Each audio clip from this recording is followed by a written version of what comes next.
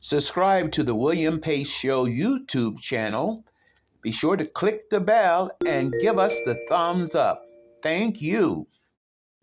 The William Pace Show through the years has been a beacon of light in the Midwest, taking you to such destinations as the Navy Pier, the Palmer Hilton Palace Hotel, the German Village, the Showboat Majestic Theatre, the Ohio Village, and the Krohn Conservatory. There's always something cooking in the kitchen on the William Pace Show. Some of the biggest stars, entertainers, and political figures like B.B. King, Jimmy Walker, Bob Carlisle, Patti Austin, Mr. T, Whitley Phibbs, and Congressman Tony Hall have appeared on the William Pace Show. Now, without further ado, we proudly present the William Pace Show on CATV, coming to you from the heart of the Midwest. The William Pace Show, asking the questions you want to ask, getting the answers everyone wants to know.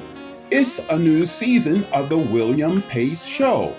We're raising the bar with more commitment to educate, inform, encourage, inspire, empower, and help you have your best life. Everyone deserves to have their best life. I'm just staying the course. Here we go.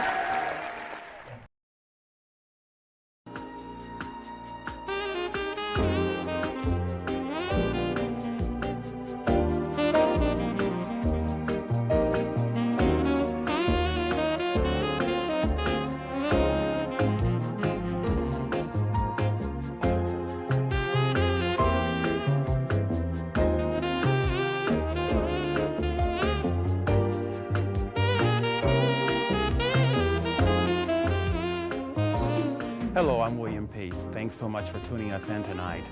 My special guest is Commissioner Dean Lovelace. But first, we always start the show out by reading letters from the viewers. And I would like to encourage you to write. I love receiving your letters, and I promise I'll write you back. To write to the William Pace Show, write to P.O. Box 3644, Dayton, Ohio 45401. That's P.O. Box 3644, Dayton 45401. If your letter is chosen to be read, you'll receive a gift from the William Pace Show. The first card is from a C.A. Stiver from Vandalia. We enjoy the show very, very much and love the restaurant reviews. Keep up the good work. Well, thank you very much for writing, and we're going to send you a gift certificate to Mahaffey's Pies. The next letter comes from Larry Brown of Dayton, and he says, "Dear Mr. Pace, I'm writing to let you know how much I enjoy your show. It's informative as well as enlightening. I watch it every chance I get. Yours truly, Larry Brown." Well, thank you very much, Larry, for writing, and we're going to send you a gift certificate to Salem Auto Wash and Polish. The next and last letter comes from Lieutenant Jacobs. He's First Lieutenant Jacobs, Richard Jacobs, from the island of Japanese of Okinawa. And he says, "Dear William, my name is Richard Jacobs, and I am your biggest fan. I am currently stationed on the Japanese island of Okinawa, and unfortunately do not have the opportunity to view your show. I do, however, ensure that each episode is painstakingly recorded and immediately sent to me so that I can stay well abreast of all the latest happenings in Dayton. I find your show captivating. Your engaging personality and savvy cosmopolitan charisma combine into one enchanting package. I particularly enjoy the episodes in which you sing. I can always count on your angelic voice and gentle demeanor to lift my spirits. My sincerest wish is that when I do finally get to Dayton, I can meet you and personally tell you how much you have enriched my life. Keep doing what you're doing for me, William. Your friend in the Pacific." Well, thank you very much for writing, and we're going to send you a box of Esther Price candy. Coming up next, conversation with my special guest, Commissioner Dean Lovelace. Stay with us. To write to the William Pace Show, write to Post Office Box 3644, Dayton, Ohio 45401. If your letter is chosen to be read on the air, you'll receive a gift from the William Pace Show. The William Pace Show through the years has been a beacon of light in the Midwest, taking you to such destinations as the Navy Pier, the Palmer Hilton Palace Hotel, the German Village, the Showboat Majestic Theatre, the Ohio Village, and the Krohn Conservatory.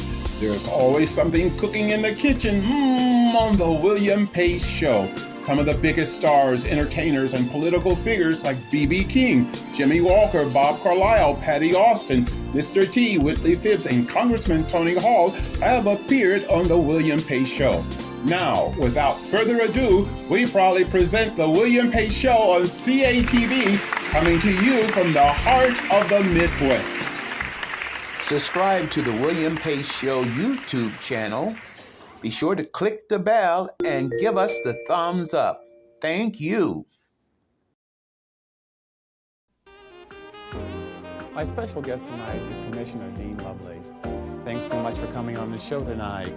You won the race. Was it a tough race? Yeah, it was pretty tough compared to the races that have had before. Tough meaning that we didn't have a primary this past May, so there wasn't anything to kind of measure your progress against, meaning that in terms of Commissioner Neal and I were challenged by by two challengers, and we really didn't know how they were going to show up until around September, given that we didn't have a primary to get a feel for whether they were going to be a tough act to deal with or not. But it was given that, once we in fact realized that it was that we had some very formidable, at least opponents that had money, we were really glad to win it the way that we did, and we're both happy and glad that it's over. You both came off as champs. Oh yeah, and I certainly was the top vote getter with about 18,000 votes, and that beat my major opponent by at least about 8,000 votes. So that feels good to have that kind of validation and that kind of affirmation from the voters here in this town. It says a lot. Oh yeah. Was there a time in the race you felt, well, maybe I might not win this time? No, I really didn't feel this. I've always been pretty confident because I've run before and I've lost before, so I know that feeling at least of losing, and I know that when you are the incumbent that gives you an extra advantage, and I think that certainly given the couple years that I've been a city commissioner, that I've done some pretty good work that was certainly affirmed by people out in the neighborhoods when I was walking the neighborhoods, and folks knew generally who I was as well as what I stood for. So when I got that kind of feedback from people throughout the summertime and stuff, I said, people are kind of catching on here. So I felt pretty confident that I could win, just didn't know what the margin would be. So I always had a feeling of I could win this race. Well, it's a new year, and I'm wondering if you might have some New Year's goals and resolutions for the city?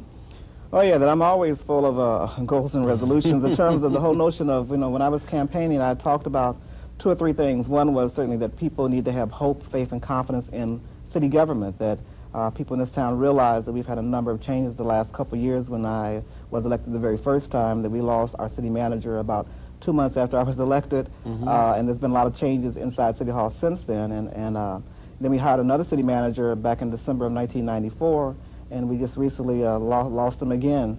So people have been experiencing change, and I wouldn't say turmoil, but I think people just have to get used to change, and we've had a lot of personnel leave City Hall, people that were with us for the last 20 years or more, and some of it was just through what I call natural retirement options, that we in fact offered a number of persons that had been with us for 25 to 30 years and early out last year, and a lot of folks took advantage of that.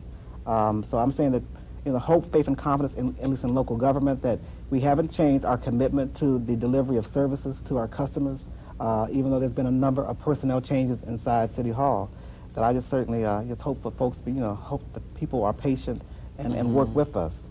The other point I've been stressing has been the one of kind of rebuilding our communities from the inside out and the bottom up. That I've been a witness and a player in seeing what people can do themselves to kind of revitalize their neighborhoods, especially some of these inner city neighborhoods where to where we have unemployment rates that are disproportionately high, jobless rates, as well as poverty rates. But I've seen how people can come together to rebuild their neighborhoods, and I have been a major supporter of what I call neighborhood development corporations, those groups that organize themselves as nonprofits that acquire and rehab houses, as well as bring new houses to some of the vacant lots that exist within their neighborhoods. We have about 23 of these development corporations around the city, and I like people that are willing to say, I'm going to do something about this, versus kind of coming down to the City Hall to whine to us about, you need to do something about it. They, in fact, have taken control of their own lives as well as their own neighborhoods. what are some of the ways that people can do things to help themselves? Yeah, basically what people, in terms of what people are doing themselves. For people that live, for instance, like in East Dayton, there's a group called the Twin Towers Neighborhood Development Corporation that's doing some incredible things there near the Xenia Avenue area that have acquired houses, rehabbed them, fixed them up, and given them to people, you know, to either rent or buy. They were able to construct about a 100-unit elderly project there off of Still Avenue. They own a grocery store. And in the northeast area, there's a Old North Dayton Development Corporation that's been acquiring and rehabbing houses for years. In my own neighborhood, the Edgemont Neighborhood Coalition area, that we started about 15 years ago in terms of taking a vacant lot that was the worst vacant lot in our neighborhood and turning it into a community garden. And today, that same lot holds like 3 greenhouses as well as a marketplace, which has been expanded now to accommodate a computer center. In the progressive Southern Dayton View neighborhood, there's a Dayton View Community Development Corporation that's acquiring and rehabbing houses for sale. So we're seeing that people are coming together themselves, doing some amazing things.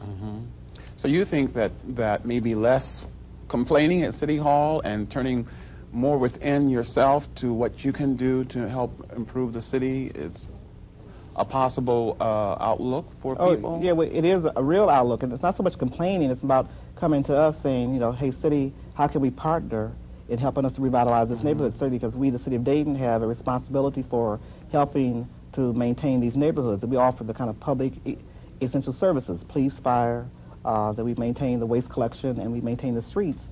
But in terms of the whole notion of rehabbing the housing or bringing new housing to a neighborhood, well, then that's a partnership relationship that has to be established between us and the neighborhood itself.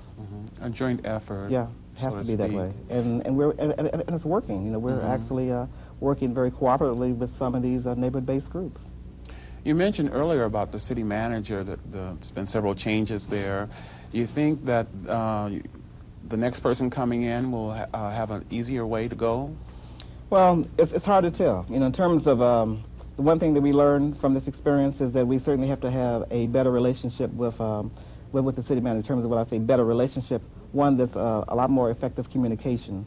That I think some of us realized that we weren't being communicated with the way that maybe some other members of the commission were, and that certainly didn't bode well in terms of the kind of policies that need to be created for this city.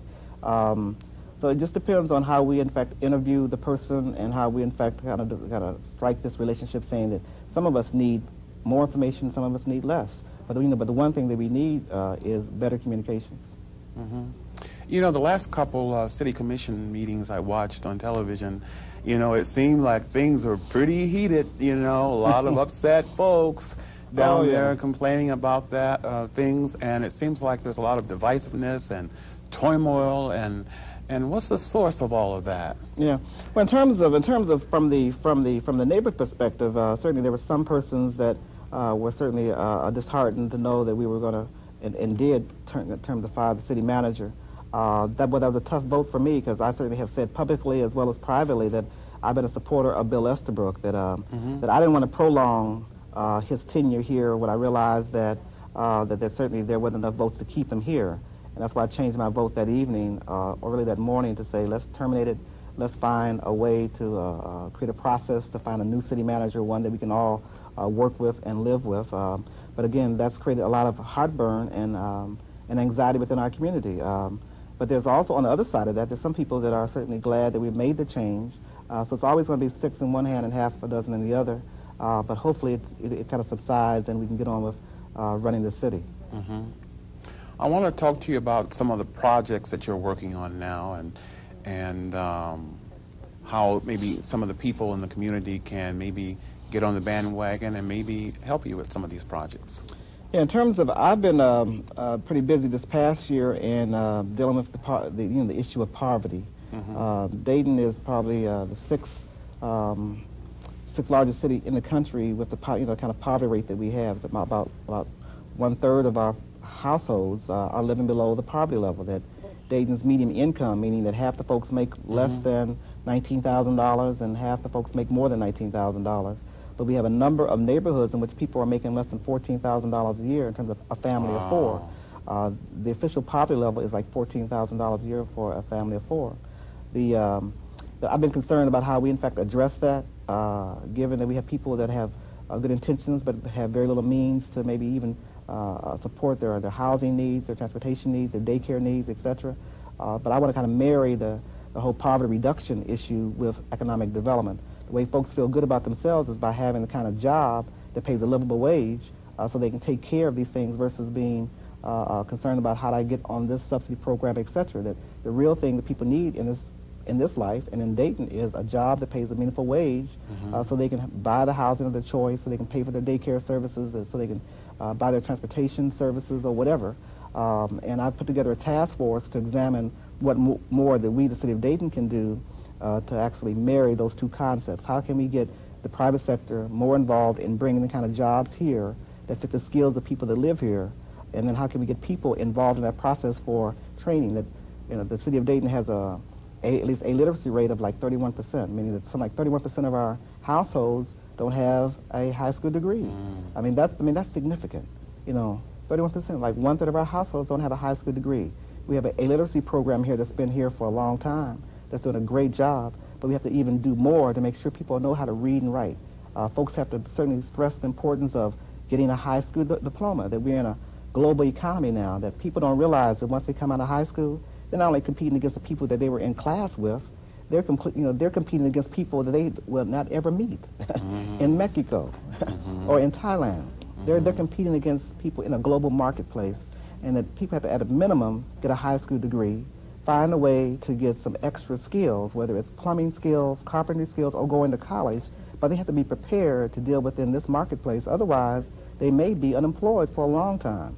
And if somehow you get in this syndrome of hopelessness, well then see that adds to that, you know, to that kind of bad feeling and just being down on yourself, and it's hard to kind of get yourself up, but you have to kind of maintain a sense of fortitude and at least get those basic skills to, to compete within the marketplace. That Dayton's economy today is a lot different than it was 30 years ago. That when I came out of high school, some of my friends that didn't want to go to college or whatever went to the factories. They worked for General Motors, they worked for McCall's, Dayton Tire and Rubber. We don't have those kind of corporations around today to where a person with a high school degree can go make $10 or $15 an hour.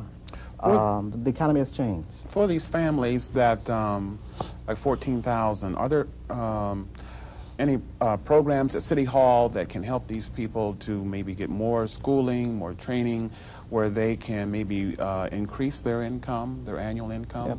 Really, the function of City Hall or city government tends to be certainly being, besides just the basic public services of police and fire and waste collection and things like that we have a responsibility certainly to try to retain the kind of jobs that are here now, as well as attract the jobs that fit the skills of people that are here.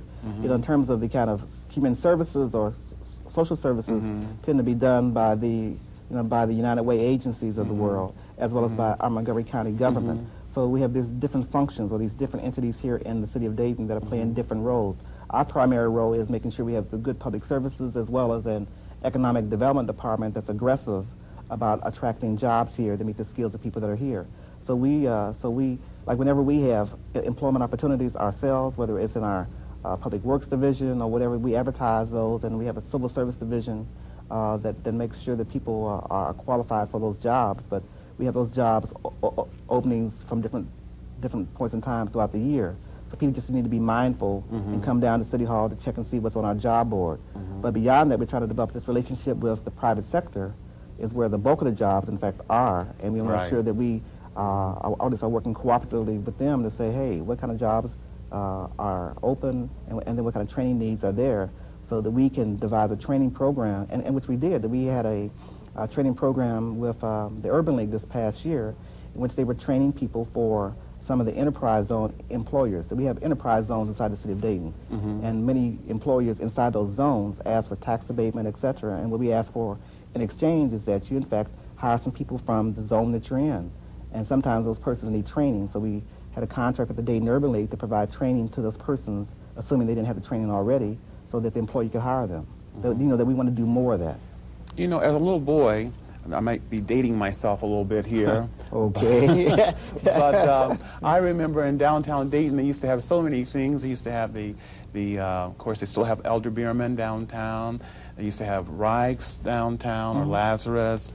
They used to have the Metropolitan downtown, and they had several other big department stores, and now there's just 2 or 3 stores downtown, major stores, and what can we do to attract big business downtown? Yeah, in terms of in terms of attracting more business and stuff like that, it's Dayton years ago, given that you're reflecting on that, was really the kind of downtown that we want to be today. For those folks that remember, the downtown of 30 years ago. I think that what we have now is like a critical mass of key functions going on downtown, meaning that we have that major department store, Elder Bierman's, who's certainly kind of struggling right now. But we have to certainly realize that we've lost about 50,000 people over the last 20 years. Those persons reside somewhere else. That when you have a loss like that, well, then there's less demand for retail and all that stuff. So we in fact have some retail opportunities downtown. We have some vacant buildings downtown. But the thing that we have is also the Downtown Dayton Partnership that's worrying 40 hours a week at least in terms of how we in fact start rebuilding our downtown to those days of yesteryear. But in doing that, you have to also bring the population base back to support those kind of retail opportunities down there. And I think we certainly capture the market in terms of our cultural activities. And we have a great system of cultural facilities downtown in which people from all around the region come take full advantage of that. They were seeing some restaurants and coffee shops kind of turn up because they in fact need a place to eat either before they go to theater, or they need a place to kind of relax after they finish that cultural activity. That we last year developed at least a relationship with the Second and Main Partnership, in which they in fact bought the old Lazarus site. That we don't know exactly what that's going to turn out to be, but they have great plans for that Lazarus building.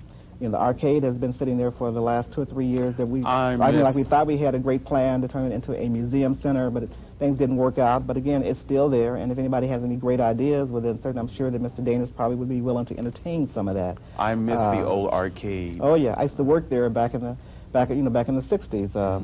But this is the basis for a partnership again. That you have to have the partnership with the private sector, because our taxpayers tell us, to be very, very, very frugal with their money. That we can't rebuild downtown with just tax dollars. That we need private dollars also to help do that, and we have to rely a lot on the private sector to come up with some of their ideas. And they come to us to ask us for money. For instance, the people that are going to put together the Lazarus building, again, ask us to help with the garage. They want us to help renovate the garage so that people have a place to park. So we agreed to spend some money to renovate the garage, but they're going to do the big work in terms of helping to kind of redesign and revision what the old Lazarus building was. So we don't know if it's going to be a big department store or a number of department stores with restaurants. It should be exciting given the people that are involved. Something to look forward to. Oh yeah, certainly. One thing that's on the rise downtown is the loft housing. Oh yeah. You want to tell us a little bit about that? Oh yeah, that we certainly we have a number of persons that are interested in doing loft housing. That's another kind of housing for people that really haven't experienced that concept.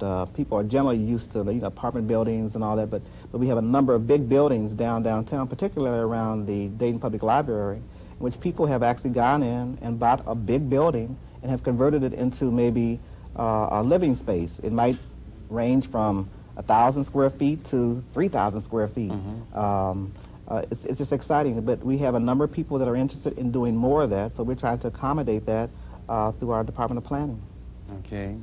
There seems to be also a movement of people moving to the suburbs today, and how can we turn that around? How can we let them know that Dayton's a happening place? Oh, well, we are turning it around. That we, in fact, are doing a number of things in terms of housing strategies. One of the ones that's on the drawing boards and is actually going on right now as we speak is around the kind of Harshman area, around Stebbins High School. That after about 5 years from now, there's going to probably be about 1,000 new single-family houses out there. Wow. I think there's 2 developers now that are putting in, I think, at least 300 units of new single-family housing. And this is inside the city. It's literally inside the city. So if you've not ever been out there, this is where the city manager, Bill Esterick, bought his home. He built it, and the value of it is about $190,000.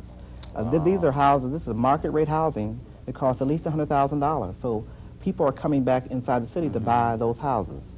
In terms of our own neighborhood, the Horace Shannon area, the Wright Dunbar neighborhood, that we have a concept now that's going to hopefully take off within the next 6 months to build 20 new single-family houses there, as well as rehab around 40 of the houses that are there now. The housing rate prices will start at around $85,000 in the old Horace Shannon neighborhood. In the New England Woods area, a little west of Gettysburg, there's another development there in which the houses start around about $100,000. So we're bringing market rate housing back to the city for those persons that live in the suburbs that may be living in a house that costs $300,000, and if they sell it, they want to make sure they, in terms of they aren't taxed significantly by that. We in fact have some comparable housing inside the city in terms of new construction. Some folks like old houses, and for people that like old houses, we have a number of the historic districts. I want to touch upon that because I love the older houses. Yeah, that we have. Let me see. Was a number around your Dayton View, and for people that like that kind of lifestyle, we have that for them. That we had, I guess, through the mayor's vision about 3 years ago, started the Rehab-A-Rama, in which we in fact go into one of the historic districts, take the worst properties, and attract some developers to rehab them. In terms of, I think there are about 7 properties there in the McPherson town area that were targeted, and they were rehabbed and sold within 2 weeks after they were finished. And the same thing happened here within the Huffman area, in which most of the properties were sold after they were rehabbed. So we're finding that something works in our historic districts. Yes, absolutely. Also, I wanted to let the viewers know that you're a man that wears a couple of hats, and I want to talk a little bit about your work at the University of Dayton. Yeah, that I've been there for about 13 years now, that I've been working with a number of community-based organizations that desire board training. That we sponsor an annual conference called City Links out there that's getting ready to kick off again in April of this year. But basically, I provide board training to those nonprofit organizations that want to get organized, and it's been a real rich experience for me. But this year, we're going to work a lot more closer with some of the faculty and students on campus, so it's been rewarding. Wonderful. Tell us a little bit about your family. Oh, in terms of my family, I've been a good old married person for about 27 years. I have 3 children. My oldest daughter lives in Atlanta, Georgia, as well as my granddaughter lives there, and my middle daughter just started Central State this past fall, and I have a son that's a freshman at Dunbar. So I have a pretty full-service family, and then I have a wife, Phyllis Lovelace, that's been with me for all those years, and it's been great living in the Edgemont community there for about 23 years. Wonderful. For people who would like to try to get in contact with you, how can they do that? Well, they can call me at my City Commission office. I'm there on Wednesdays. The number is 443-3650. When I'm not there, I'm out at my UD office, and that number is 229-4643. So they can contact me at either place. Okay, lastly, would you like to make a New Year's wish for us? A New Year's wish? Well, I just wish that folks are positive. You know, the people need to stay positive about their own lives, about the significant others in their life. They need to be positive about their neighborhood, and people need to know that they certainly can take control and change their own individual circumstance, as well as they can change the conditions within their neighborhood, and they can change us, the city commissioners, by just voting. Wonderful. Thanks so much for coming on tonight. Okay, well, thanks for being here. The William Pace Show through the years has been a beacon of light in the Midwest, taking you to such destinations as the Navy Pier, the Palmer Hilton Palace Hotel, the German Village, the Showboat Majestic Theatre, the Ohio Village, and the Krohn Conservatory. There's always something cooking in the kitchen on the William Pace Show. Some of the biggest stars, entertainers, and political figures like B.B. King, Jimmy Walker, Bob Carlisle, Patti Austin, Mr. T, Whitley Phibbs, and Congressman Tony Hall have appeared on the William Pace Show. Now, without further ado, we proudly present the William Pace Show on CATV, coming to you from the heart of the Midwest. Subscribe to the William Pace Show YouTube channel. Be sure to click the bell and give us the thumbs up. Thank you. Celebrate your birthday on the William Pace Show. Send your name, birth date, and photograph to the William Pace Show, Post Office Box 3644, Dayton, Ohio 45401.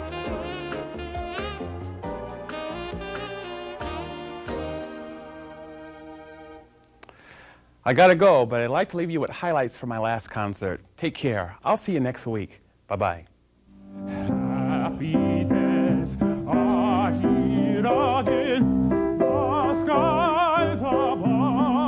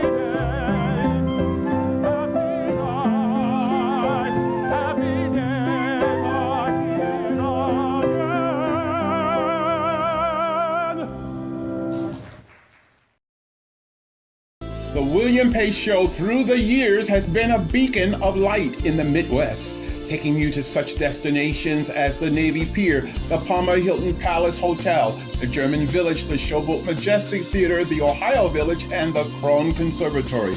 There's always something cooking in the kitchen on the William Pace Show. Some of the biggest stars, entertainers, and political figures like B.B. King, Jimmy Walker, Bob Carlisle, Patti Austin, Mr. T, Whitley Phibbs, and Congressman Tony Hall have appeared on the William Pace Show. Now, without further ado, we proudly present the William Pace Show on CATV, coming to you from the heart of the Midwest.